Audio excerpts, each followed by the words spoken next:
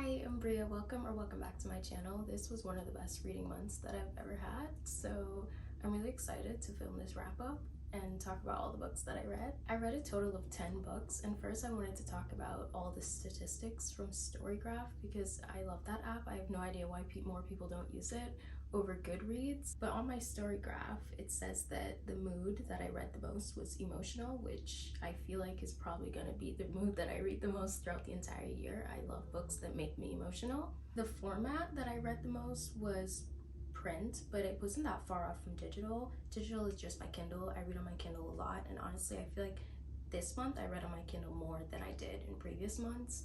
And I have been loving my Kindle recently. I feel like it's actually one of the reasons that I haven't been getting through my physical TBR, just because I want to read on my Kindle. So 50% print, 40% on my Kindle, and then 10% on audiobook. And these are my genres: romance, young adult, contemporary fantasy, speculative fiction, that's interesting, thriller, sports, that doesn't make sense now, but it will, memoir, literary, and autobiography. I read 90% fiction and 10% nonfiction.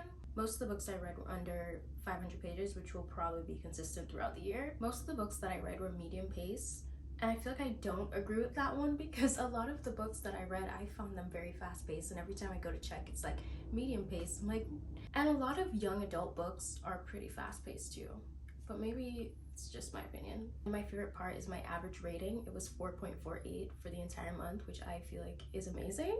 The lowest rating I had was 3.75, so that was easily like one of the best reading months I've ever had. No 2 stars, no 1 stars, and honestly 3.75 isn't even bad. The next thing I want to talk about is if I read my February TBR, because I just chose books for myself, so I feel like I definitely should have read what I chose for myself, but that's not the case. I chose 7 books and I only read 3 of those books, so hopefully I do better next month. Alright, the first book I read this month was Addicted After All on Kindle Unlimited, and that was the final book in the Addicted series.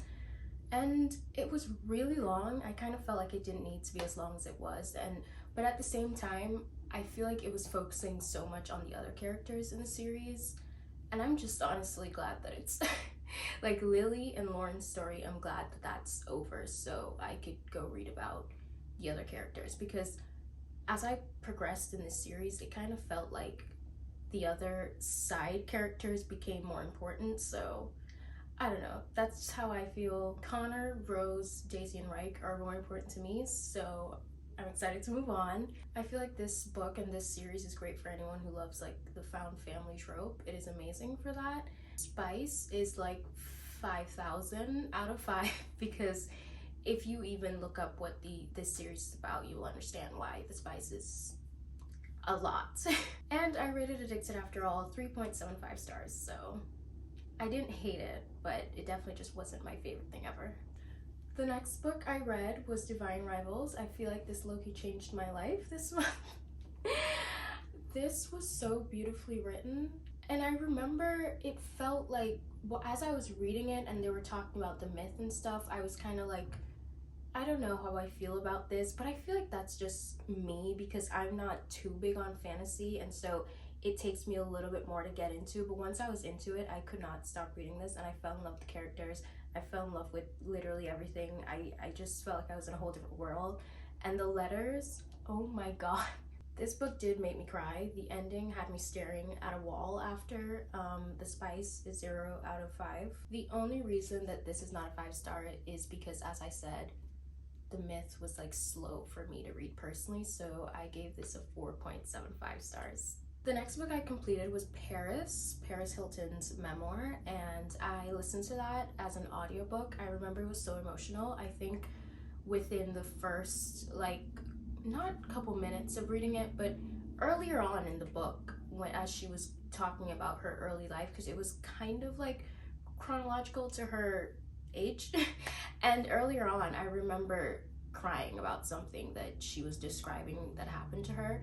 I would definitely check trigger warnings if you wanted to read that. It was emotional and as relatable as it can be, seeing that she is Paris Hilton. I really like these memoirs because I feel like it always shows a side of them that the media will never show. Like when I read Britney Spears' memoir in Was that in January? I don't remember, but I've read it recently and I really liked it.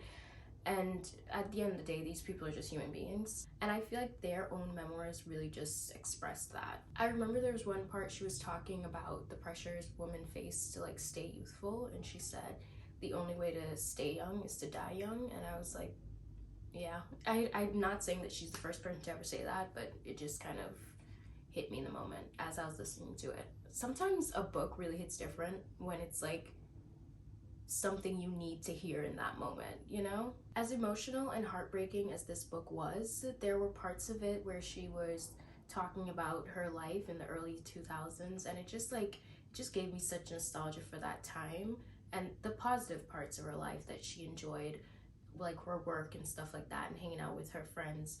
And when she mentions like Britney Spears and Lindsay Lohan, I was just like, that was truly a time. I feel like the only thing I would say about this is sometimes it felt a little sparse and repetitive, but I don't know if that's because I was listening to it and not reading it, so that's again on me. I gave it 4.5 stars out of 5, so I still enjoyed it so much. And the audiobook is narrated by her. I love that.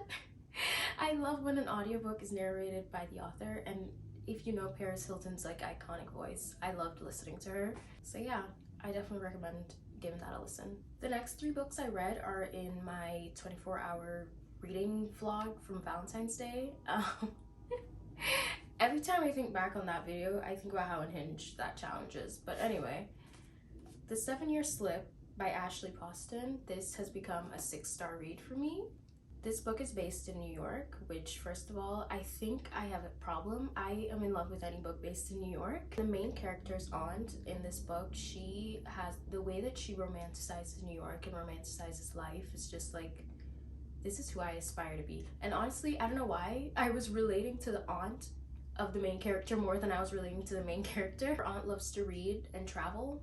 She's so real. I feel like some of the writing in this book felt so poetic. It kind of reminded me of Emily Henry's writing, and I think that's a major reason why I love this so much. This book also has titled chapters. I love when books do that. This is one of those books that I read it and I'm like, I need to tell someone to read this. I want to gift this book to everyone I know. And I remember there were small moments of this that like the dots just started connecting and things just started falling into place, and it was just so satisfying to read. I can't explain it. I just really loved this book. I also feel like it was the perfect length. Some romance books these days are way too long. It's literally 326 pages. That perfect length. This book made me realize that I love the second chance romance trope, but also right person, wrong time, because this gave me the same feeling that I felt when I read Before We Were Strangers by Renee Carlino. I have so many annotations in this book, it's insane. I would say the spice in this is like 1 out of 5, and the reason why I would give it 1 out of 5 is because honestly, if you took it out or if you skimmed past it, I know some people do that, it wouldn't take anything away from the story, and that's how I personally rate spice. Like sometimes in books, the spice like becomes a part of the plot, and it's like if you skim it, you're missing things, you know? That's not the case with this, so I would give it 1 out of 5 for spice. And I already said overall I rated this 5 stars because that's all I could give it, but if I could, I would give this 6 stars. The Love Hypothesis by Ali Hazelwood. Listen. Again, I read this in the 24-hour challenge, and I know that Ali Hazelwood, like her books are about women in STEM and all of that, and so there will be science, but I felt like there was way more science in this one than any other one that I've read, and I just remember feeling like, oh my god, this is a lot of science. And without me being awake for over 24 hours, I probably would have been completely fine with that. And then also because I was doing the challenge, I was reading it in one sitting, so it kind of just felt, it wasn't like I could be like, oh, this is a lot of science, let me put it down and come back to it later. That's not what I was doing, and so the science felt a little bit overwhelming, but this was still really good. And I think I read somewhere like at the back of the book when Ali Hazelwood was like talking about the book or something, or maybe it's in the acknowledgements, I don't know. I think she said that this book is one of the books where she wrote the most about science, so I'm not crazy, okay? This book definitely had way more science than I'm used to, but it still was seriously so good. It's a slow burn, but at the same time, at what cost? because I had to read so much science. I just remembered the one thing that really pissed me off in this book was the third act breakup, and I have never been a person that's that against the third act breakup, honestly, but for some reason in this one it really pissed me off. And I remember being like, are you for real? It was a device to like reveal information and continue on with the plot, but I don't know, I just wasn't in the mood for it. This book also got pretty spicy at the end of it, and I feel like it was kind of random. Okay, not random, obviously, because it's a romance and they were leading up to it. But I just feel like it was a lot out of nowhere. Like it felt more than I was used to with Ali Hazelwood. I don't know. For spice, I gave this 3 out of 5 because I kind of feel like the spice became part of the plot. Overall, I rated it 3.75 stars, so it's really not bad. That's so close to a 4. Just wasn't my favorite thing in the world, but it was still pretty good. Better than the movies. This was the 3rd book that I read in that 24-hour reading vlog, and I needed this. This was a breath of fresh air. I feel like if I read anything else, I wouldn't have survived that challenge. But this book was so fast-paced. This is one of the books that like Storygraph describes as medium-paced. To me, this is so fast-paced. I think I remember someone comparing this to The Duff. I don't know if you guys know that movie, but I kind of see it. And I loved that movie when I was younger, so yeah, I really liked this. It's pretty cheesy though, and it's also like young adult. And I feel like with Lynn Painter, especially her young adult books, you have to know what you're getting into. And if you're not in the mood for like a very classic cheesy rom-com, then you could probably hate this. But that's what I was in the mood for. It was around Valentine's Day and I needed something easy to read. It goes by so quick. I can't explain to you how easy Lynn Painter's books are to read, and her writing is just so fun and fresh and fluffy. I remember when this first released and everyone was talking about it, because I feel like I'm pretty late to this one too. I had no interest in it because I don't love young adult books, but I think Lynn Painter is changing my mind. Also, I love young adult fantasy because that's what I can understand the best. The Spice was a 0 out of 5. Loved it. I rated this 4 stars. The next book I read was Ruthless Vows. I just remember before I started this, everyone that had read this before me kept telling me, oh my god, it wrapped up so nicely. But they don't talk about the devastation that you will feel. I remember there was a point in this book, I'm not even gonna say where, but there was a point in this book where I just had to close it and put it down. The heartbreak that I felt, the genuine sadness that I felt over people that don't exist, over words on paper. I don't think that's normal, but I love this so much. What I find so interesting about this is that a lot of people on my Goodreads, every time I read a book, I love to go see what my friends on Goodreads think about it. And a lot of people were rating this one like 2 stars. Like they loved Divine Rivals. It was like a 5-star for them, but they rated this one like 2 stars, 3 stars or something. I just don't get that personally. I'm one of those people that thinks it wrapped up amazingly. I still love the letters, I still love the characters so much. I'm honestly so sad that it's over. Like I want to read more about them. I would love to see this as a movie. One of my friends and I were talking about how this would make an amazing movie. I remember at the end of this book, I even read the acknowledgements. Like, you know the book is good when you even read the acknowledgements. Yeah, Spice was 0 out of 5, and I rated this a 5 stars, if that wasn't obvious. The next book I read was Beartown. I read it on my Kindle at first, and then I was literally highlighting paragraphs and paragraphs of things on my Kindle. And after, you know, I don't know if you know, but on Goodreads you can see how many things you highlighted, and I had 44 highlights. So I was like, I needed to get it and I needed to annotate it in real life. I also want to continue the series and I just want to own this. It's seriously one of the best written books I've ever read. The writing was so good to me. But apart from that, this book devastated me. I'm not kidding. My mental health was not the best after I read this book. Like, how can I recommend a book by saying that? But at the same time, I'm gonna tell you that I rated this book 5 stars. You know, I think what's really interesting about this book too is because Frederick Backman, I think his other works are pretty humorous. I don't think they're as heavy as this, but I don't know because this was the first book I ever read by this author, and I just remember thinking I really wanted to read something by this author, and this entire series is on Kindle Unlimited. That's why I read it, and I didn't expect it to be so heartbreaking, but that's my own fault for never reading what books are about. I remember at first it was really, really slow. It was just going on and on and on about hockey. And I remember at first thinking, is this gonna make me fall in love with hockey? But then by the end of it, I'm like, I think this made me hate hockey. I literally never want to see hockey again. Not in the way that like I was tired of reading about it, but because the way hockey affects the people in this town. If you know, you know. There is so many emotional and heart-wrenching quotes in this book. It's insane. I highlighted things about motherhood. What do I know about motherhood? I can't relate to anything about motherhood, but I was still so... There are so many characters in this book, and they're so complex, and like one moment you're rooting for them, and one moment you're like, oh my god, please go to hell. And all of the adults in this book, except for Maya's parents, despicable. I feel like the one character that was described most as a train wreck in this book was probably the most reasonable character in my own opinion. I loved Benji. The way that the book was wrapped up is very realistic. The book in its entirety is just very realistic, and I think that's the most heartbreaking part about it, because I wish life wasn't like this. I can't lie, when I finished this book I was very sad. I just felt so like I didn't feel like myself.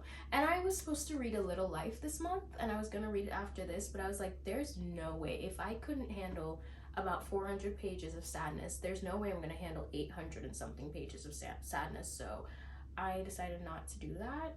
What did I read next? Oh, what I read next will make sense when you understand like how sad this book made me feel. With all that being said, I rated this 5 stars. This is a 6-star read for me. No matter how painful it was, the writing was just so good. I love that I got 2 6-star reads in February. Great month. But seriously, if you've read this, let's talk about it, because I can't stop thinking about it ever. And then the next book I read was The Do-Over by Lynn Painter, another Lynn Painter. This is exactly what I needed after that book crushed me. It was so lighthearted, it was so fun, and unpopular opinion, but I think I like this one more than Better Than the Movies. Sue me. Look at how cute that is. Is that not the cutest thing you've ever... The hearts? Oh my god. Anyway, I remember being afraid to read this book because the concept of it, it's called The Do-Over. It's like a Groundhog Day concept where this girl is going through the same day over and over again, and it's Valentine's Day. And I remember thinking, I barely even like that concept in movies. I think it's so repetitive and annoying.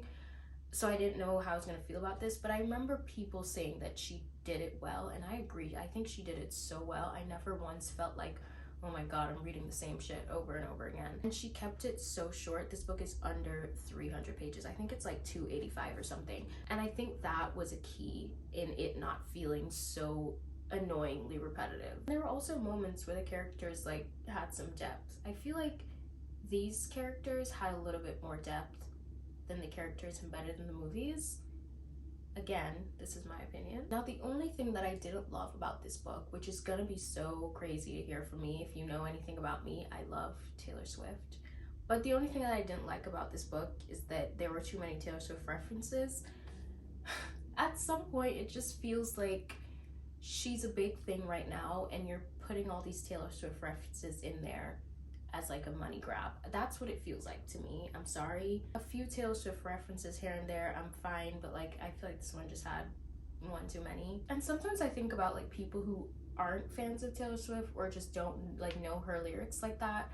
Certain things, what do they think about them? Do they ever feel like that was weird? That was a weird thing to say. Like there was one moment where she said, we cry tears of mascara in the bathroom or something like that. And I'm like, something about this feels weird. Something about that like this sounds familiar, but something about the placement of that sentence right here just feels odd. Or like, why would someone say that? Or like, why would they say it like that? And then I'm like, oh, it's a Taylor Swift reference.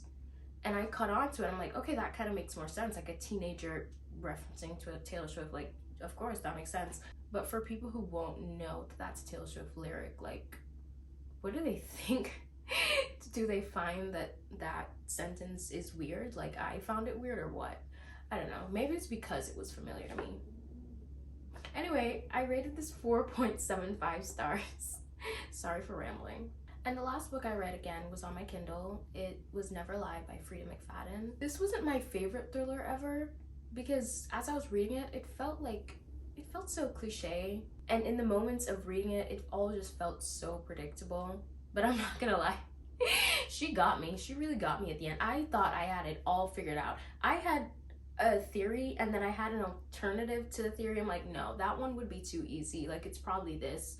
But then what it ended up actually being was like, okay, that's insane, but like I kind of get it. But at the same time, it just continued like revealing more things that was more insane. For me personally, I always look for someone to root for in a book. And then Frida McFadden will always remind me that I can't root for anyone. I'd say The Spice was 0 out of 5. It was pretty close door, like it was mentioned, but it was close door. So I rated Never Lie a 4 stars. I enjoyed it a lot. I also binged it. All the little plot twists really got me at the end, so what more could I want from a thriller, honestly? It really held my attention, and I liked how short it was. So yeah, these are all of my February reads, along with the ones on my Kindle and the audiobook. If you enjoyed this video, please give it a like. I recently did a video where a random number generator chose my March TBR, and I'd love for you to watch that one too, and subscribe to see if I read all those books in March, and to watch my next wrap-up at the end of the month. And yeah, you could also subscribe for reading vlogs and just a whole ton of book videos, and also regular vlogs too. Thank you for watching. I'll see you in the next one. Bye!